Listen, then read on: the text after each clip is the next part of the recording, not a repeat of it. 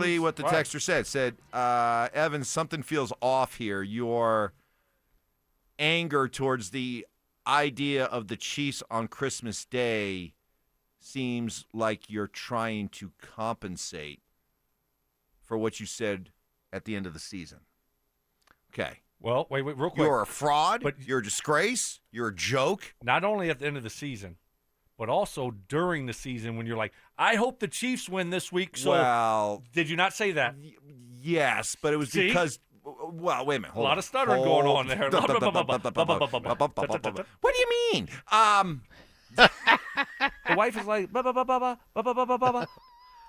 There were times during the season for the benefit of the Broncos to be able to climb up into the standings. Yes, I thought it would be helpful if the Chiefs could help the Broncos out. That wasn't why. That's why. That wasn't that why. Was you why. Want me to tell you why? Because I remember.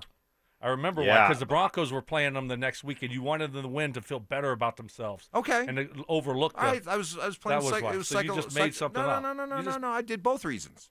But I will own. I went up to the mountains. I was up in the mountains, got the mountain air, and I came back, and I don't know what happened. Sometimes that happens when you go to the mountains. You just start, the mountain air causes you to think differently. And I did come back, and I will regret what I said till my dying day. I did say, what the Chiefs are doing is probably something that we ought to applaud and congratulate and use as a model for the Broncos to try to catch up to. Find the witch! Yeah. Were you smoking anything up in the mountains? Yeah, that was a regrettable day. Okay. And you know what? To my credit.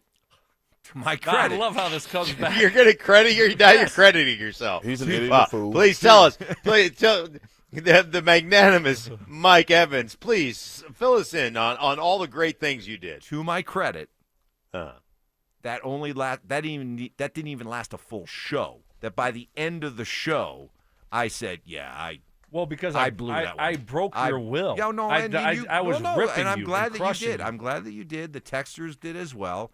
I realized the error of my ways, and I said, I throw myself on the mercy of the court. I asked for a mulligan. I was wrong, and, but, yeah. Yeah. It doesn't matter! But by the end of the show, I was like, I whiffed on that one. I whiffed badly. Okay? I was Chris Bryant. That's Chris Bryant. He's an idiot and a fool. By the way, Stink, Stoke is advocating as the conductor of the Rockies train that has not left the station quite yet. It's going backwards that he wants his guy, Nik Bonitto, to eat the rest of Chris Bryant's salary, that he can't play anymore. It's like 108 million. Has Chris Bryant gotten a hit yet? He does have one hit. He's hitting, he did get a hit. What's he hitting? 0.071. Yeah. He counting this year, he's due like $108 million. Stoke is saying Dick ought to eat that entire contract. It's becoming a detriment. It sets a bad example for all the young Rocky players if you continue to play him. Do I have that right? Yes. Okay. Yeah, you're spot on. Yeah. If you're Bud Black, how do you keep looking these guys in the eyes and say, hey, let's go win this thing, but your DH can't get a hit? And I also said, Mark, I think it would be better in this situation if he was hurt, if he wasn't even available. So then we wouldn't see how bad he actually is, and then Bud Black wouldn't be forced to play him because he's making so much money, and then he's just hurt, whatever. Now we can play other guys, and then you just forget about Chris Bryant and how bad he is and how bad that contract is. Yeah. It's only a matter of time before he is hurt. Although Bud Black did say he spent a lot of time working out this offseason. I'm wondering if he worked out with Rafael Devers, who started the season 0 for 21, got his first hit yesterday. Gosh. Yeah, I'm with you, Stoke. When you're trying to tell people we're going to play hard, when you're trying to tell people we're going to do this, we're going to be young, we're going to be excited, we're going to do all these things, right? And your guy that you're paying the most money to on your baseball club is just a non-productive. I mean, he is an anchor around that lineup. Yeah, I'm with you. It's time to say, hey, man, money be damned. You don't get to play. I mean, do you think you could do something where it's a not deferred payment, but, hey, okay, we don't have to write the whole 108 right now, do we? Yeah. But do you think, okay, Chris Bryant, do you think Chris Bryant's having fun right now? I think he's miserable, right? Let's just be real. I mean, he's miserable. Okay, if you played at a high level before, he's won a World Series. Okay, he's been one of the best in all of baseball. And all of a sudden, you can't hit the ball. You're miserable. So you probably would work out. I want to get out of here. I'm done. I need to retire. Okay, so let's work this thing out to where, okay, we give you, we'll give you, I don't know, 25 a year for the next 4 years, like your contract is. Or we'll give you, 40 now, and then we'll do the rest of the payments, so we don't have to write a $108 million check. You know what I'm saying? Don't you think he wants to be done? It sure feels like it. As long as he's going to get all his money? Well, of course he's going to get it. He's going to get all of his money, but can we work something out? Hey, my man Dick doesn't want to write a $108 million check right away, okay? I know that. But we could work something out where it's beneficial for both parties. But it's called compromise, Mike. Okay. Yeah, do the Bobby Bonilla thing where he gets paid a certain amount of money until 2070 or something like that? We don't need to do that, okay? Maybe we just put him in the front office. Just keep paying him. Gosh, Mark. Oh, no, Dude. I've stopped that stuff.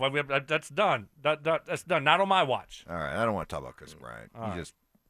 Let's move on. It's only a matter of time before he stays at a Ritz-Carlton and that back acts up, and he's back down in Albuquerque where he really thrives. I'm back home. I'm back in my comfort zone. Just kind of clearing out. We got so much great stuff from the Broncos this week at the NFL owners meeting.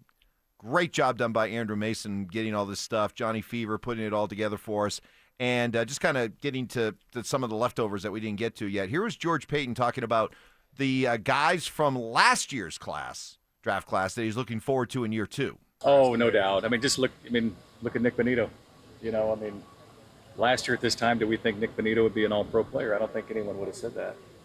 So you just, and it's a credit to Sean, it's a credit to the staff, how they develop these young players, to take that next step. They all grow at different areas. Some, like we talked about, Pat Surtain walked in the door. He was Pat Surtain, but a lot of these guys, some get it in the second year, some get it in the third year. So you just, you can't be overly patient, but you just have to keep developing your young players. So here's the question. Stoke and I both came up with different answers, so we'll be curious to see what you come up with. You can't include Bo, okay? Bo's not included in this discussion. Which player out of last year's class will go on to have the best NFL career? Is it Jonah Ellis, Troy Franklin, Chris Abrams-Drain, Audric Estime, or Devon Vele? Which one do you think goes on to have the best NFL career? I'm going to go with Jonah Ellis. All right, ding, ding, ding. That was Stokes.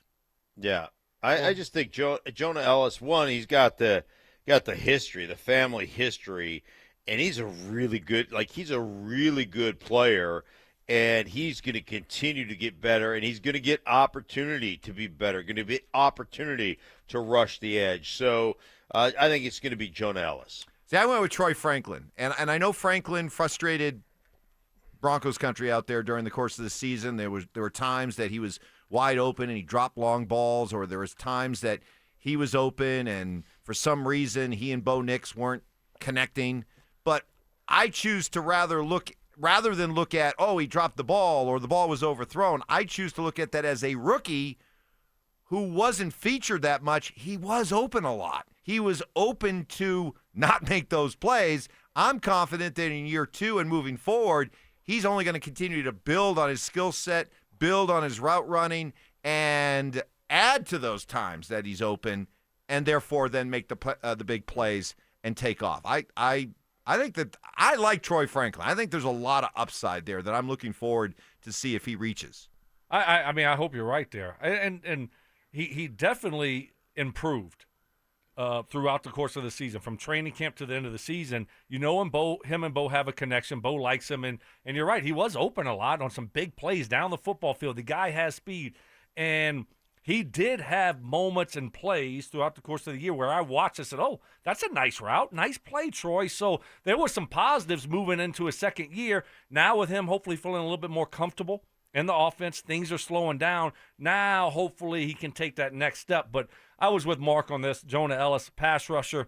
The guy comes, that's what his family does. They all do it. And he's really good at it. And he's a young guy that I think is going to be a good role player when it comes to, you see those pass rushers in and out of the lineup, and he'll just be another one of these young ones that hopefully develops like Nik Bonitto. I would say, though, when it comes to the receiver position right now, and I don't know how this will end up, but Devon Vele is a better football player than Troy Franklin.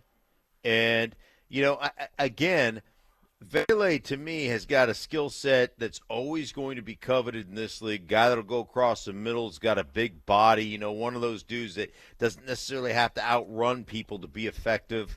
I like his game a lot. So it'll be interesting to see how these two kind of on parallel tracks, how they develop. Well, I think, when you look at him, and Sean, we know it drove me crazy. He gets a lot of personnel groupings in and out, right? And so one play you'll see Vele, then the next play he's out of the game, and Franklin's in there.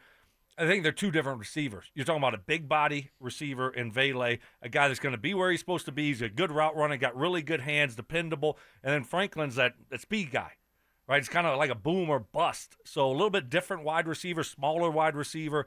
And hopefully at a certain point, maybe they can complement each other. All right, let us know who you think.